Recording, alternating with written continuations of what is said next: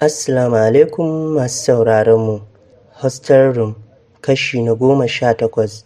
Shafa kanta ya ce, "Na gode Nuratu, Allah ya miki albarka ya baki miji na gari. Momunku za ta fahimta a hankali ki kula da ita. Idan kin koma gida ki kula da Nusaiba ba ta da lafiya ita ma." Jinjina masa kai ta ya nufi motar sai ya shiga. Daidai lokacin kiran dadi ya shigo wayarsa. Gabansa ya faɗi jikinsa har rawa yake yi. Saboda matsananciyar kunyar aminin nasa, yanzu anya ko ya iya ɗaga wayar nan? Ga shi dama Nusaiba ta fallase shigunsa. Sake kiran wayar dadi ya a karo na biyu, sai yanzu ya daure ya ɗaga. Dadi ya ce, "Shi kenan kuma abokina, tunda na zo muku Allah ya sanya alkhairi na tafi sai a manta da ni. Wai me yake faruwa ne a gidan naka?" A kunyace ce, "Lafiya lau dadi. Kun yi waya da Dauta ne?" Dariya sosai abin ya bawa dadi ya ce, "Ni ne kuma dadin abokina?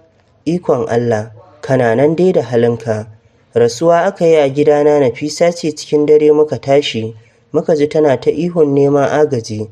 Muna zuwa muka tarar da ita cikin wani yanayi, kamar an jona mata electric tana aman jini. Mun yi duk mai yiwuwa mu ga an same ta, abin ya faskara sai da rai ya fita. To tun ɗazu Turai take ta hauka, tana cewa wai bokan tsauni ya cuce ta, Hajiya Ladidi ta cuce ta. An yi da ita ta faɗi waye bokan tsauni, sannan me Hajiya Ladidi ta mata ta ƙi faɗa." Goron numfashi boss ya sauke, ya ce mugun abinsu ne suka ƙulla, ƙila ya faɗa kanta. Shi dama sharri ai ɗan aike ne. Dama yau nake tunanin ko gobe na shigo Abujan. Ina son tafiya hutu amma kuma dole sai na bari Dauta ta samu sauƙi, saboda ina son na ɗan nesanta ta da gidan nan. Abubuwa su ɗan lafa sai ta dawo. Jinjina kai dadi ya ce, "Tare za ku taho kenan?" Amsa masa da cewa tare za mu zo da ita. Fatan alkhairi ya musu suka yi sallama ya nufi makaranta. Daga nan ya nufi ofishin jakadanci, ya musu shirye-shiryen tafiya. A gidan boss kuwa, bayan ya fita Nusaiba ta jima tana baccinta a ɗakin dadi. Har sai da azahar Samir suka dawo suka shiga ɗakin ta bata nan. Ya haura saman ya kwankwasa ƙofar. Lokacin ta tashi ta lallaɓa ta shiga bathroom tana kama ruwa, saboda azabar gurzar da ta sha. Gurin ciwo yake mata sosai. Jin taɓa ƙofar ya sa ta fitowa bayan ta ɗauro alwala. Ta tambayi waye. Samir ya ce, "Wai ke ba za ki fito mu taya dadi jinyar ki ba? Ashe baƙin ciki ne ya sa jinin gyatumar mu hawa dadi ya angwance." Dariya ya sheƙe da ita ya ce, "Wallahi Nura, ni ma a yi min auren nan ko na ja abin kunya." Cikin sanyin murya ta ce, "Da Allah Samir ka je, zan fito, yanzu sallah zan yi." Ina yarinya, ki fito kawai na baki labari. In faɗa miki an yi mutuwa a gidanku na Abuja."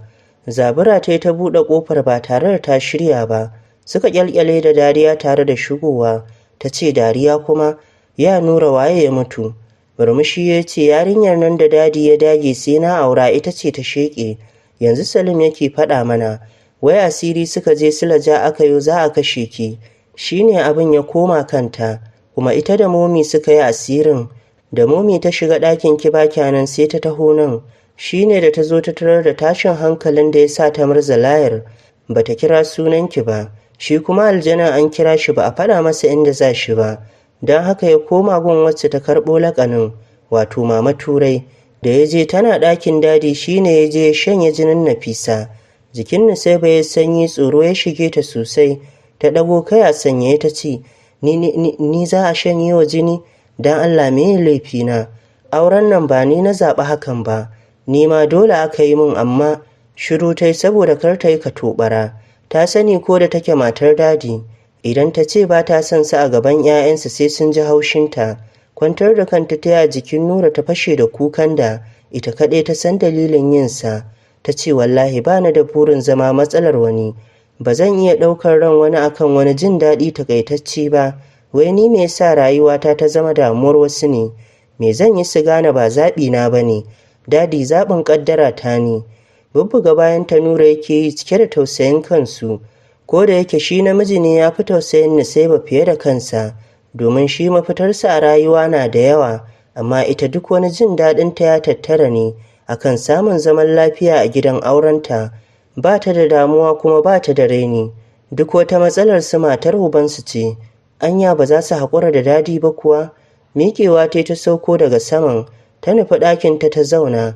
Duk abin duniya ya yi mata zafi, tana jin lalle ya kamata ta yi wani abu don kubutar da rayuwarta, don wannan abin ya yi yawa. Kwanciya ta yi ta wani juyi tare da kashe wayarta, sai dai ta tashi ta yi sallah ta kwanta.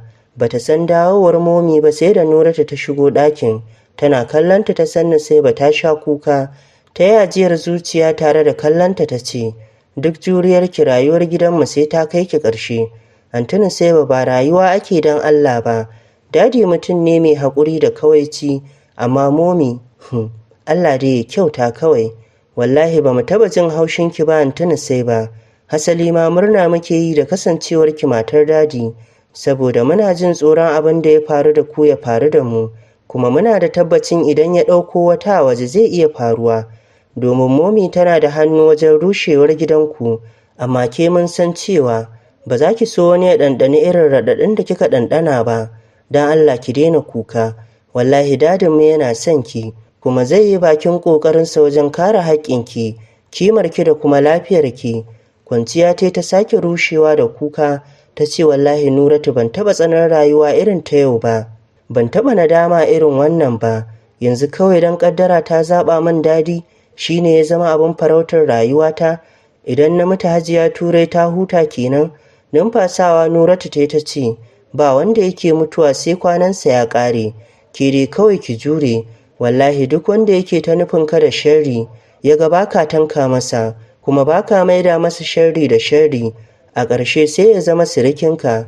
Kairan insha Allahu matar dadi. Turo ƙofar aka yi, Nuratu ta kai dubanta ga ƙofar. Dadi ne, don haka ta sunkuyar da kai ya yi murmushi. Yana jin daɗin yadda 'ya'yansa kwata-kwata ba su yi halin mahaifiyarsu ba. Zama ya gefen gado ya ɗago fuskar Nusaiba, ya sa hannu ya share mata hawaye ya ce, duk wannan abin da ake ta yi har yanzu ba abin da ya same ki matata, to me ya sa ki za ki damar min kanki, ko ni ma so kike ki jefa na damuwa. Girgiza masa kai ta yi kisin ɗin wuyanta, ya ce to ba na son kukan a bar shi haka, kin sha magungunanki? Daga masa kai ta ya ce oke, tashi ku raka ni unguwa ke da 'yar ƙanwarki. Kallon Nuratu ta ɗaga mata gira, ta ce ya zan yi ƙanwata ta zama uwa. Murmushi ya ce ku fito mu tafi. Dama da hijaba a jikin Nusaiba, da haka suka tashi suka fita. Ya bude wa Nusaiba motar ta shiga. Nuratu sai mamaki take, ashe mahaifin nasa asalin ɗan soyayya ne, kawai bai samu wacce za ta taya shi ba ne. Ficewa suka yi suka nufi wani shopping mall. Ita dai Nusaiba cewa take su je su dawo, kafar ta ciwo take. Haka suka fita suka je suka yi siyayya na tafiyar da za su yi. Kasancewar har yanzu lefanta da ya ce zai yi mata bai haɗu ba, kuma ma daga baya sai ya fasa. Kawai kuɗin ya yanke shawarar buɗe mata masana'anta da shi domin dogaro da kanta. A kamfani ya siya mata shares. Tsakanin jiya da yau ya gama komai.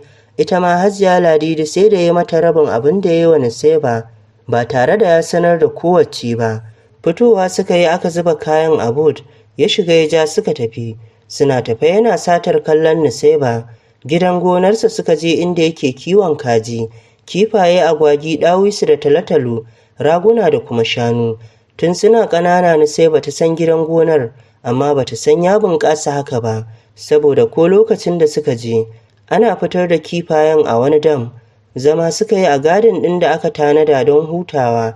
Ya cire hularsa ya kamo hannun Nusaiba, ya ce na so a ce da ke da sha'awa na tuna haɗa kuma ka yi maganar nan, sai dai ita ta ƙi saurara ta ƙi ta bar wa Allah ikonsa. Nusaiba, wannan gidan gonar kin san shi ba tun yanzu ba, aƙalla duk ƙarshen wata wannan gurin yana kawo kuɗin da idan na gaya miki za ki sha mamaki. Ki yi haƙuri, daga yau na soke karatunki saboda wasu dalilai nawa. Ɗagowa ta da sauri za ta yi magana, ya ɗora hannunsa a bakinta ya ce, ki tsaya ki ji abin da zan ce, ba zan hana ki faɗin ra'ayinki ba, amma ni dai wannan shine ra'ayina. Ƙasa ta yi da kanta cikin tsananin sanyin jiki. Ya lura da yanayinta, don haka ya yi saurin cewa ba ina nufin har abada ba. A'a, kawai yanzu ne nake son tsayawar karatun, ki zauna a gida ki zaman aure da gaske. Idan komai ya daidaita inda aron rayuwa a gaba sai ki ɗora. Zan raba ribar da ake samu a wannan gidan gonar 5. Za a rinka ajiye 1 don kula da gidan gonar, 1 albashin ma'aikata da walwalarsu, 1 zai shiga akawun ɗinki, 1 akawun ɗin momi, ɗayan ni ma sai na yi cefane da shi. Hakan ya yi miki? Girgiza kai tana jan ajiyar zuciya, alamar tana son fashe masa da kuka. Ya murmushi ya ce, ki yi haƙuri masoyiya, za ki fahimci fa'idar hakan nan gaba. Da wannan ya miƙe ya ce, mu je gida, gobe za mu je Abuja, daga can kuma za mu wuce hutu.